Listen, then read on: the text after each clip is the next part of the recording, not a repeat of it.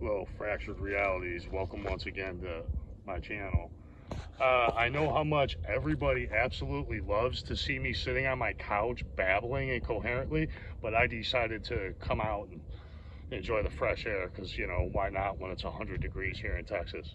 But where we are today, we are at the Aurora Cemetery in Rome, Texas. So now, there's a couple cool, like, little grave sites with stories, so we're just gonna kind of explore a little bit and find the graves, and we'll get back to you. All right, thanks. Okay, here's the first grave that we're gonna visit.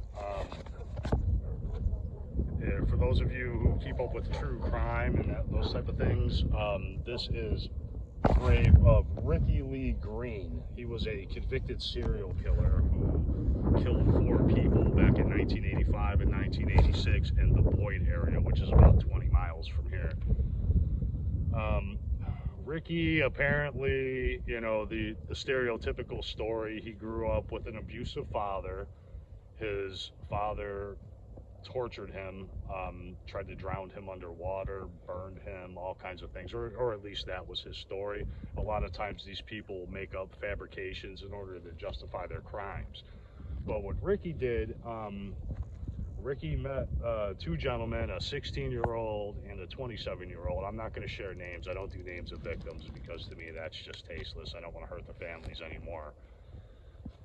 So in October of, I believe it was October of 1986, Ricky met 2 gentlemen, a 27-year-old man and a 16-year-old boy at Fort Worth Lake, which is probably about 25 miles from here. I don't know if it was a homosexual type thing. I kind of get that impression, and I'll explain to you why later on. But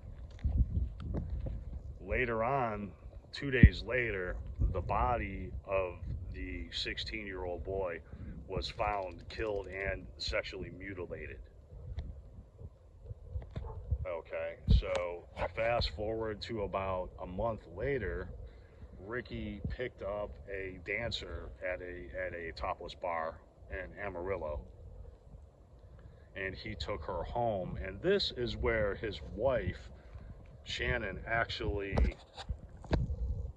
was an accomplice to the murders. I'm sorry about the graphic nature of this when I describe it, but I'll try to be as tasteful about it as I can. Well, apparently Ricky was raping the female while his wife, Shannon, actually used a hammer and hammered her in the head, and then repeated and stabbed her multiple times.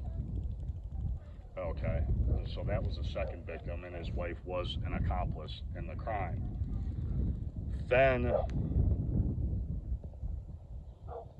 the third victim was another lady who Ricky actually knew on a personal basis. He knew her, he took her home from the bar, she went home from him, and once again, sort of similar to the stripper, he raped her, and the wife helped kill her and wrapped the body and disposed of it not too far from their home. The fourth victim, and this is where I actually get back to the homosexual part, was the 27-year-old male that he had originally met at Fort Worth Lake. He somehow got in contact with this guy and invited him over, and there was some kind of sexual tryst. Well, during this sexual tryst, Ricky ended up tying the man to the bed, and that's when he stabbed him upwards of 30 times and castrated the man. Now, Ricky was caught. He was on the run for a little while. His wife, Shannon, actually left and went into rehab. While she was at rehab, she confessed to her crimes, and she told the police. She came forward, went to the police, exposed the crimes, said that it was basically all Ricky, that she was in an abusive relationship with him, which obviously he was a violent, not so good person, and that he had coerced her and made her help commit the murders. So subsequently, Ricky was finally picked up a few years later, and he was taken to the Huntsville jail, where he was executed by lethal injection in October of 1997, as it says there. Now, you know, I mean, it's horrible that these things happen. But one thing that I always found strange about these serial killers is it's always these guys with three names: Ricky Lee Green, Henry Lee Lucas. Lee is a common thread too in this. So, and you know, and no victim shaming here whatsoever. But you know, don't go home with a guy who has three names, because at some point you might just end up in a bad circumstance. So just be real careful, even if it's somebody you've known your whole life. You don't want somebody like Ricky Lee Green to be eating a piece of beef jerky made out of your thigh while he plays the banjo. But yeah, Ricky, not a good person. I don't have anything good to say about you. So we're gonna move on to something a little more positive and happy. Okay, now this is the nice part of the video. This is what really brings people out from all over the country. There's been several documentaries that have been made here, and even a couple really crappy low-budget movies that have been made about this. In 1897, not too far from here, on a farm, according to legend, there was unidentified flying object, or a UFO, that crashed, and there was an alien that was actually supposedly taken from that ship and buried somewhere in this cemetery.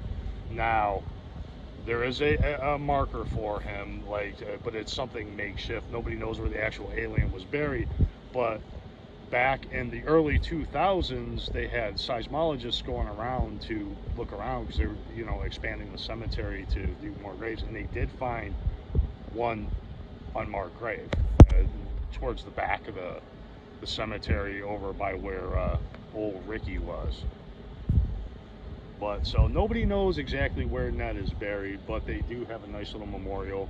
There used to be a gift shop across the street, I guess, where the farm was, but it's nothing but a shed now, so I'm not going to bother filming that. But apparently it closed down because, you know, capitalism doesn't always work for everyone. Anyway, people come here and they bring gifts to Ned, or some people actually call it Harrietta. Those, you know, if we want to be inclusive here, but mostly people call it Ned. But people bring gifts, and there's a little memorial rock over here. If you'll follow me, as you can see, people have all kinds of nice, neat little gifts and things for him. People are very random about their gifts. I couldn't think of anything that he would want, but I found this happy little guy here. And this is not a plug-in air freshener. This is an olive branch to other galaxies. But I'm gonna give this to you here, Ned. Rest in peace, buddy. Sorry that your time here was fiery and sudden and deadly. I hope that you find peace, bud. And that's going to conclude it for today. We're going to keep this one short because it's 100 degrees and I'm perspiring pretty bad. So thank you all. I love you, and tune in. We'll do more like this if you like it. Thank you. Bye-bye.